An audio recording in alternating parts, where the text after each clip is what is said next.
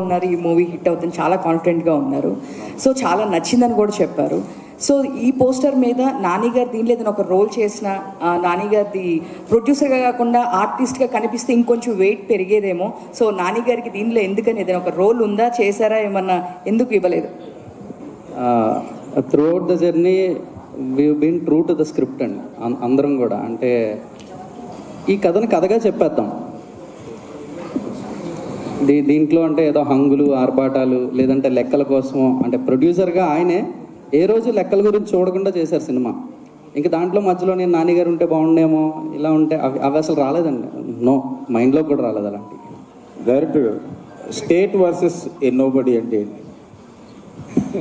కథకి సంబంధించి మనోడు షర్ట్ మీద ట్రైలర్ ఈవెంట్లో చెప్తాను. యా, థియేటర్కల్ ట్రైలర్ చూస్తే మీకు అర్థమైపోతుంది. State versus nobody. Roshan Ram గారు ఇక్కడ, రామ్ గారు సార్ ఇక్కడ. యా, పోక్స్ అనేవి రియల్ లైఫ్లో చాలా ఇన్సిడెంట్లు జరుగుంటాయి. ఆ రియల్ ఇన్సిడెంట్స్ చూస్తే ఏంటంటే చాలా వరకు వాటిలో ఎమోషనల్గానే ఉంటాయి అనమాట. మనం అంటే అవి విన్నా కూడా మనకి చాలా ఒక మనసు కకావికలమైపోయిన సిచ్యువేషన్స్ ఉంటాయి, బాధగా అనిపిస్తాయి. సో మరి ఇది అంటే ఏదన్నా ఒక రియల్ సిచ్యువేషన్ తీసుకుని మీరు కోర్ట్ రూమ్ డ్రామాగా కన్వర్ట్ చేశారా, లేదంటే కనుక ఓన్ ఇది ఒరిజినల్ థాట్? ఇది కథ అంతా ఫిక్షనల్ అండి, అంతా బిల్డ్ చేసిన ఐడియానే, కానీ మొత్తం ఫిక్షనల్ అని కూడా అన్నాం.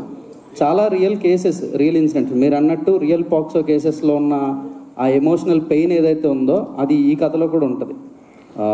ఏదైనా ఒక బాధ వస్తేనే ఎవడైనా కోర్టుకు వెళ్తారండి. సో ఈ కథ కూడా కోర్టుకి ఆ పెయిన్తోనే వెళ్తుంది.